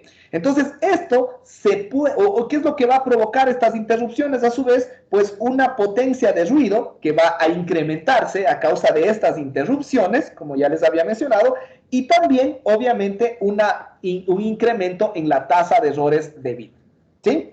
También, obviamente, esto nos va a provocar una discontinuidad intensa o una fuerte discontinuidad en la señal y a su vez también una distorsión intensa en la señal, ¿sí? Obviamente eso es lo que directamente nos va a provocar estas interrupciones, ¿sí? Nosotros para poder establecer justamente o para poder caracterizar estos valores o la calidad de la indisponibilidad, debemos realizar ciertas especificaciones o especificar algunos parámetros, ¿sí? Por ejemplo, ¿cuáles son estas especificaciones? Tendremos que tener un criterio cuantitativo, ¿sí? Para poder catalogar la indisponibilidad. Entonces, podríamos nosotros analizar la potencia de ruido banda base, es decir, ya la potencia de ruido que se está recibiendo a la salida del receptor para compararla, obviamente, con la potencia de la señal. Es decir, en otras palabras, la relación de señal a ruido. Eso fundamentalmente en sistemas analógicos. O catalogar la probabilidad de errores de bits en sistemas digitales, ¿sí? Esos son parámetros que tienen que ser establecidos. Tiene que ser establecido también, como ya habíamos mencionado antes, la duración mínima, ¿sí? Para que pueda un evento correspondiente o una interrupción pueda ser contabilizada como indisponibilidad, ¿sí? Y a su vez también el tiempo medio entre interrupciones, porque las interrupciones correspondientes tampoco es que van ocurriendo en una forma determinística, ni tampoco en una forma periódica, ¿no? Las interrupciones ocurrirán de una forma aleatoria, ¿sí? Entonces, se puede caracterizar estos tiempos de interrupciones, estas duraciones de interrupciones, etcétera, de forma estadística, ¿sí? Entonces, una de las formas para catalogarlas es justamente obteniendo el tiempo medio entre cada una de las interrupciones, ¿sí? A su vez, también a las interrupciones se las puede clasificar según su duración, ¿sí? Hay interrupciones largas, ¿sí? Que pueden ir entre los 10 segundos hasta varias horas, ¿no? Entonces, por ejemplo, estas pueden ser provocadas por la lluvia, por ejemplo, ¿no? Lo que les había mencionado. Si llueve, puede provocar un desvanecimiento intenso que no es que va a durar un instante o unos microsegundos, sino durará hasta que dure la lluvia, ¿sí? Entonces, o a su vez, si es que se daña un equipo, pues durará la interrupción hasta que se cambie, que se mejore, que se reinicie el equipo, ¿no? Entonces, son, como nos menciona aquí, son poco frecuentes, pero esto básicamente contribuye a la caracterización de la indisponibilidad, ¿sí? Pueden ir desde los 10 segundos hasta varias horas, ¿sí? Y las interrupciones breves, que pueden ir desde fracciones de segundos, ¿sí?, a varios segundos. Esto puede darse justamente por el efecto multitrayecto, por reflexión en el suelo, etcétera, por ciertas cuestiones que son momentáneas, instantáneas, ¿sí? Entonces pueden, como les decía, pueden llegar a durar algunos segundos, pero posiblemente no contribuyen a la cantidad de indisponibilidad que podríamos asumir, ¿sí? Entonces, esto más bien se utiliza para hacer el análisis de fidelidad, ¿sí? Ya vamos a ver por qué las interrupciones que contribuyen a la indisponibilidad deberían ser superiores a los 10 segundos, ¿sí? Ya vamos a ver un poquito más adelante. Y obviamente hay que analizar las causas que provocan la indisponibilidad. Una, como ya habíamos mencionado, es una falla en los equipos. Eso obviamente va a provocar una interrupción larga, ¿sí? O ciertas condiciones anómalas de propagación, como por ejemplo lo que también ya les mencioné, ¿no? El desvanecimiento multitrayecto, generando interrupciones breves, o el desvanecimiento por lluvia, generando interrupciones largas, ¿sí? Lo que ya les había mencionado también, ¿no? Pero aquí está un poquito ya más resumido, ¿sí? Y obviamente también las interferencias pueden llegar a provocar distorsiones demasiado intensas que a la final de cuentas pueden llegar a provocar también una interrupción considerable, ¿sí? Listo. Entonces, esto como una igual primera parte, un poco más introductoria, digamos, ¿no? Aquí nosotros ya vamos a tener básicamente las expresiones que van a ir desglosando la indisponibilidad, ¿sí? En primera instancia, ¿no es cierto?, nosotros vamos a tener que la indisponibilidad, por lo general, los radioenlaces suelen ser bidireccionales, ¿no? Suelen ser bidireccionales. Entonces, en este caso, nosotros para obtener la indisponibilidad total, ¿no es cierto?, de un elemento, de un vano o de todo nuestro radioenlace, hay que catalogarla en función de esta expresión, donde T1 es el tiempo de indisponibilidad en un sentido, T2 es el tiempo de indisponibilidad en otro sentido, y T12 es el tiempo de indisponibilidad bidireccional, ¿sí? Por ejemplo, supónganse que se dañe, bueno, en un sentido puede darse a causa de un desvanecimiento específico, ¿no? Por ejemplo, a causa de reflexión, ¿no? Puede darse que en un sentido se da el desvanecimiento correspondiente y se da el efecto de indisponibilidad, pero en el otro sentido tal vez no, ¿no es cierto? Entonces, bueno, a la final de cuentas se van a ir obteniendo cada uno de estos valores, ¿sí? Por lo general, a veces se considera que los valores correspondientes de indisponibilidad en cada uno de los sentidos es el mismo, ¿no? Entonces, a veces el T1 con el T2 suelen tener los mismos valores, ¿sí? Y el tiempo T es el tiempo total de observación, ¿ya? Y aquí nosotros vamos a tener justamente ya el valor total de indisponibilidad también para una longitud L de un trayecto, ¿sí? De un trayecto total. Y eso es igual a la indisponibilidad causada por los equipos, que es todo esto de acá, ¿sí? Considerando N equipos, ¿sí? O N secciones de conmutación se denomina, ¿no? Pero a la final de cuentas, una sección de conmutación corresponde o a una estación terminal, ¿no es cierto?, un transmisor o un receptor, o a una estación repetidora o nodal, ¿no es cierto?, donde ahí también nosotros vamos a tener un receptor y un transmisor, etcétera, ¿no? Y cada uno de estos tienen la posibilidad de averiarse, ¿sí? Entonces, a la final de cuentas, a eso se refiere, ¿no? Si nosotros tuviéramos un transmisor, un repetidor y un receptor, en ese caso nosotros tendríamos 3 secciones de conmutación, ¿sí? Entonces, ahí en función de los 3 puntos correspondientes tendríamos que ir sacando la indisponibilidad individual para cada una de las secciones y después las 3 sumarlas, ¿sí? Mientras que esta de acá me representa la indisponibilidad de propagación y esa depende de cada vano, ¿sí? De cada vano o de cada trayecto correspondiente o necesario para trasladar la señal desde un punto a otro, ¿sí? Entonces, a la final de cuentas, esto también, ¿no? Supongamos el mismo caso. Si nosotros tenemos un transmisor, un repetidor y un receptor, en ese caso nosotros vamos a tener dos vanos, ¿sí? Y tendría que catalogarse, ¿no es cierto? La indisponibilidad en el un vano, la indisponibilidad en el otro vano, sumarse las dos y eso nos va a dar este valor total, ¿sí? Entonces, y de ahí se suma todo esto y esto nos va a dar el valor global, el valor total de indisponibilidad de todo nuestro sistema radioeléctrico. Y bueno, aquí no solamente es un sistema radioeléctrico, ya vamos a ver más adelante que en esencia, cuando hablamos de estos sistemas de comunicaciones, de telecomunicaciones, y sobre todo hablamos de estos objetivos de calidad, aquí nosotros ya tenemos que tener en consideración que no todos los pasos o no todos los trayectos que transportan la señal desde un punto hasta otro son radioeléctricos, ¿sí? Justo lo que les decía, ¿no? Nosotros podemos tener partes radioeléctricas y partes con transmisión o propagación física, donde nosotros posiblemente tengamos fibra óptica, cable coaxial, guías de onda, etcétera, ¿no? Entonces, todas estas transmisiones correspondientes pueden formar parte de todo nuestro sistema, ¿sí? Entonces, a la final de cuentas, ya vamos a analizar cómo se pueden subdividir cada una de las etapas dentro de un sistema de telecomunicaciones, ¿sí? Entonces, vamos a ir analizando cada uno de estos casos. Primero, como ya habíamos mencionado, esta es la indisponibilidad de propagación. Principalmente lo causa la atenuación por lluvia y el efecto multitrayecto. A pesar de que también puede provocar una atenuación adicional los gases, los vapores atmosféricos, pero fundamentalmente se caracteriza por el desvanecimiento por lluvia y el desvanecimiento multitrayecto, ¿sí?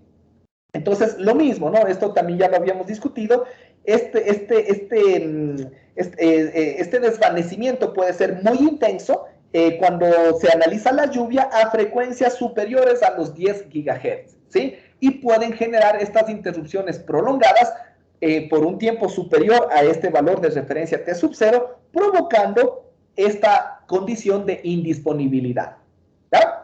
Y de igual forma, ¿no? El efecto multitrayecto también va a causar un desvanecimiento profundo, pero por lo general, justo lo que les había mencionado antes, ¿no? El desvanecimiento multitrayecto por lo general genera un desvanecimiento profundo, pero instantáneo, ¿sí? Pero instantáneo, ¿no? Entonces, sí, puede estar por debajo del umbral, pero estadísticamente estos tiempos de duración de estos desvanecimientos que son muy profundos no suelen ser superiores a este tiempo T sub 0. Por lo tanto, si es que no lo superan, ojo, que ahí dice estadísticamente, ¿no? Tampoco estamos diciendo que, no, estos valores de desvanecimiento causados por el efecto multitrayecto nunca van a superar el tiempo T sub 0. No, se dice solamente que estadísticamente no suelen superar este valor de T sub 0. Pero ya dado ciertas circunstancias, ciertas condiciones, sí se puede llegar a esta situación, ¿sí? Pero por lo general el efecto multitrayecto se lo analiza básicamente en condiciones de no indisponibilidad, ¿sí? Es decir, para un análisis principalmente de fidelidad.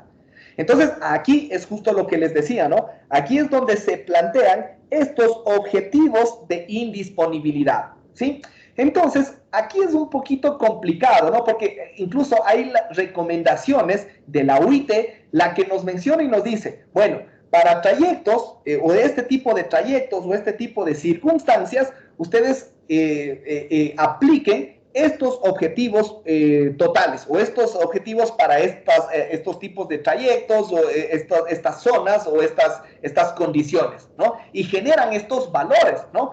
Pero estos valores que plantean la UIT en ciertas recomendaciones son establecidos para estos que se denominan circuitos patrón, ¿sí? Son circuitos patrón que son especies de trayectos o circuitos ficticios de referencia, que es como tenemos acá, que nos sirven para de una u otra forma englobar todas las posibles características o entornos o posibilidades de nuestros radioenlaces, ¿sí? O de nuestros sistemas de telecomunicaciones, ¿no? Porque imagínense lo que tendría que hacer de pronto la UIT si quisiera plantear, ¿no es cierto? Y decir, bueno, para un sistema que tenga 3 radioenlaces, 2 enlaces de fibra y 1 con cobre, este es los objetivos que tienen que analizar. para otro que tenga solamente sistemas, 4 radioenlaces, ¿sí? Y solamente uno de fibra óptica, ahora, o sea, hay muchas posibles combinaciones, ¿no? Entonces, en este caso, la UIT ha establecido circuitos patrón, tanto para sistemas analógicos como para sistemas digitales, en los cuales se establecen primero las características fundamentales de estos circuitos, ¿sí? Y después establecen esto, ¿no? Estos objetivos de calidad, objetivos tanto para indisponibilidad como para fidelidad, ¿sí? Y eso es lo que vamos a analizar, ¿no? Entonces, aquí nosotros podemos diferenciar para sistemas analógicos los denominados circuitos ficticios de referencia, ¿sí? Y para sistemas digitales nosotros vamos a tener el trayecto digital ficticio de referencia, el HRDP. Y hay también una conexión ficticia de referencia que me parece que esa en cambio se denomina la HXDP, ¿sí? Ya le vamos a ver un poquito más adelante, ¿sí?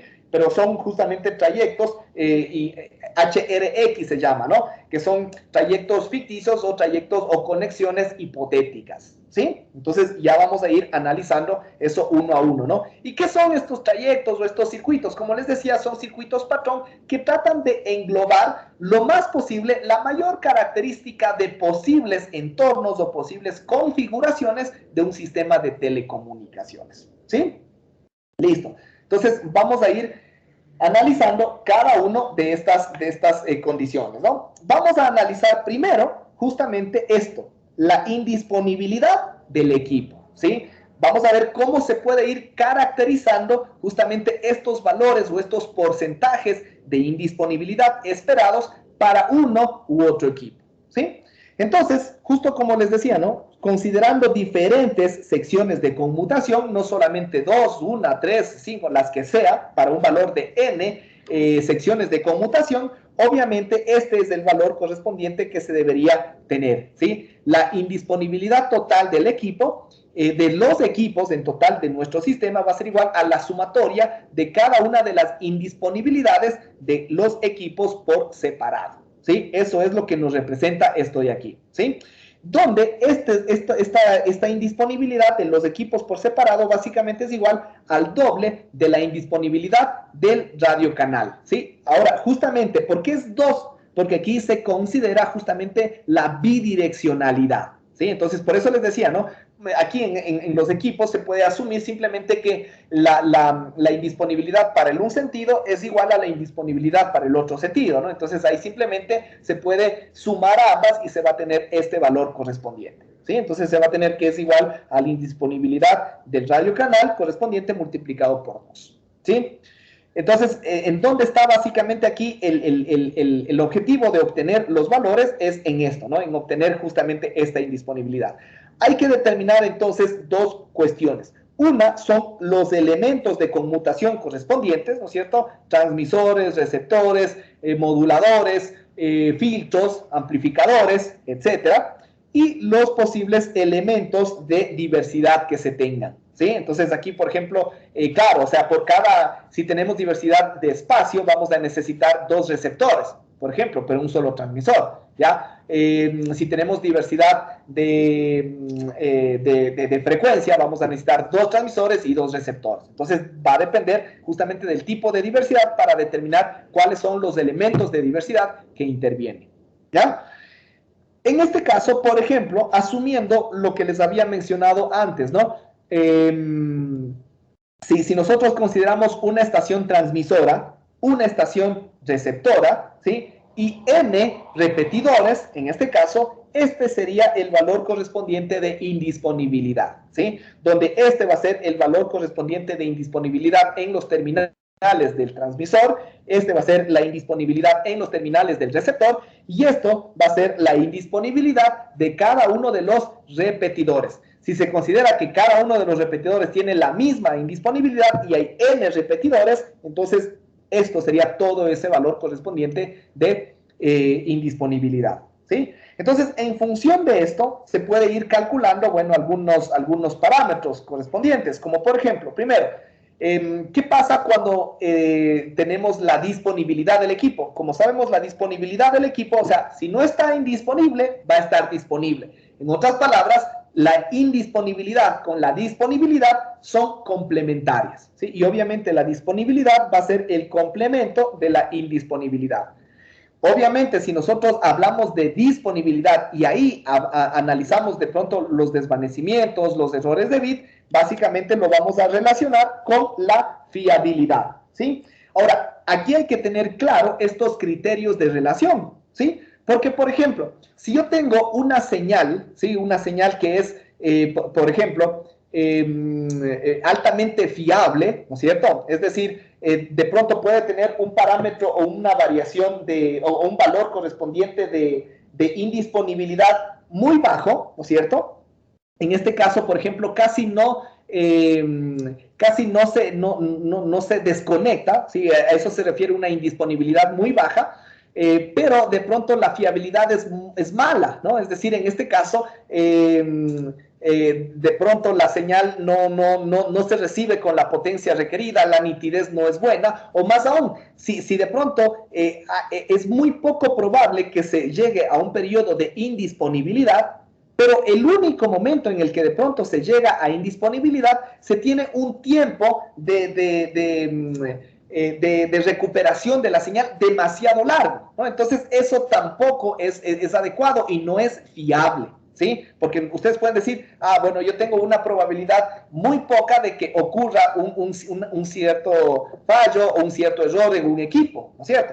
Pero el momento que ocurre el error, de pronto se demora 3, 4 días en corregir. Entonces, eso no es tampoco adecuado, ¿sí? O a su vez, lo contrario. Más bien yo tengo una indisponibilidad un poco más alta, es decir, es un poco más probable que se dañen los equipos, o bueno, no que se dañen, ¿no? Sino que existan estas interrupciones un poco largas a causa de algún fallo del equipo, pero el tiempo de reacción ante estas posibles fallas es prácticamente inmediato, ¿no? Entonces, en estas condiciones, más bien, un caso correspondiente, el segundo caso, sería más eficiente que el primero, ¿no? Porque tiene un tiempo de reacción correspondiente, un tiempo de corrección adecuado, ¿sí? Entonces, eso justamente para tener en consideración.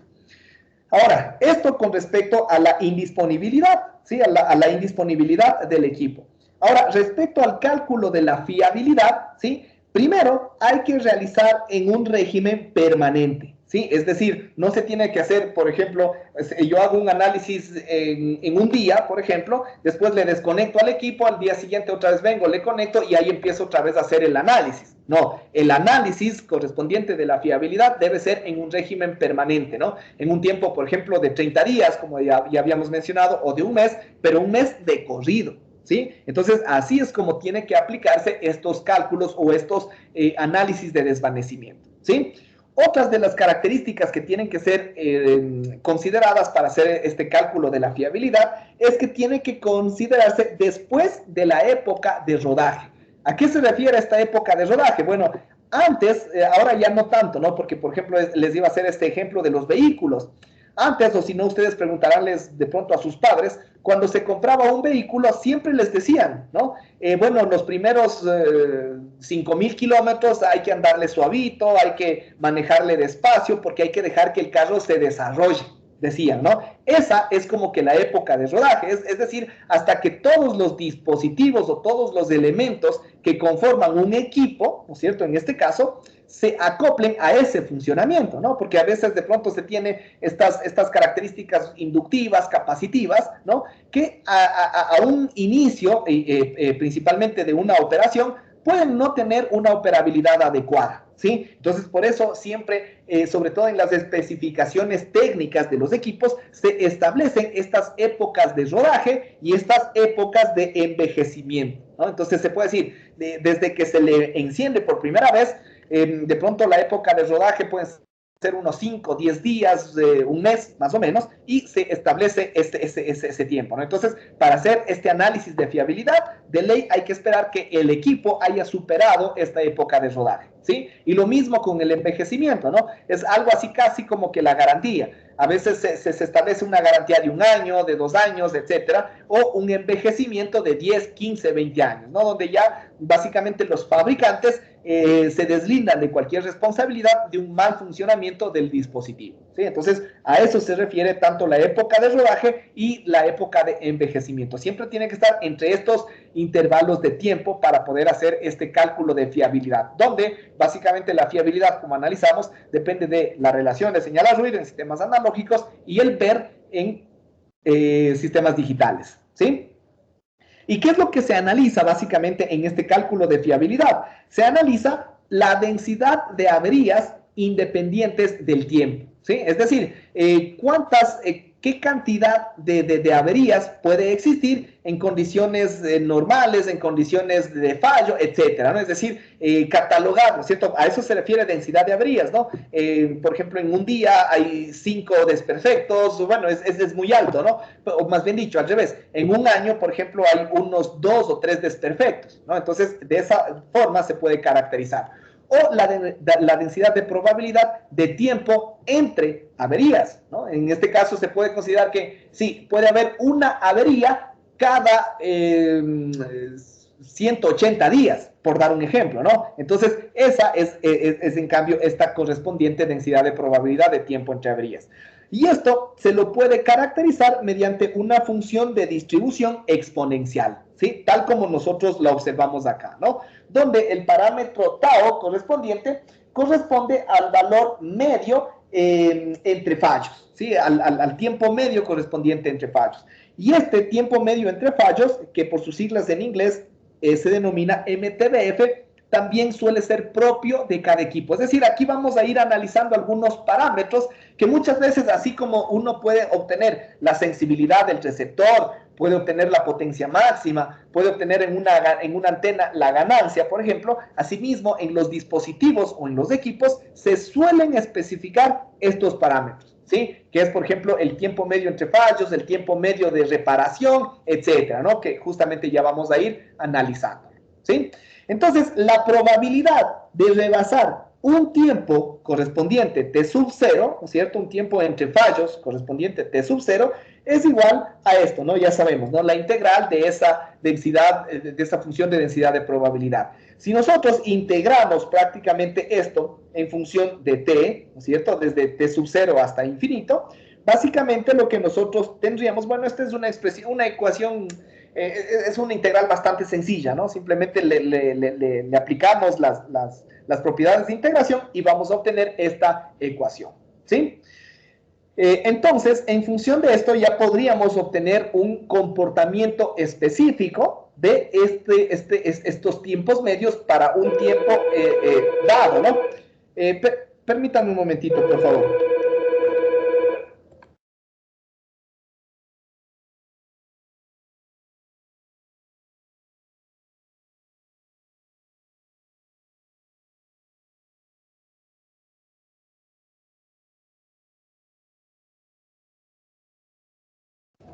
Ya, perdón chicos.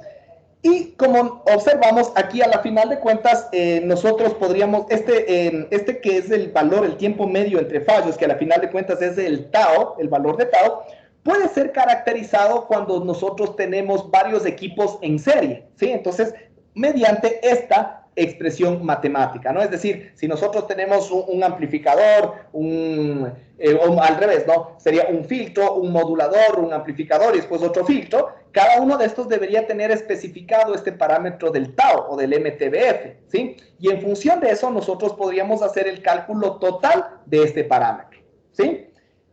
Y poder relacionarlo finalmente con este otro parámetro que les había mencionado, ¿no? Que es el tiempo medio de reparación, ¿sí? Este parámetro que también depende de... Permítame un segundito, por favor.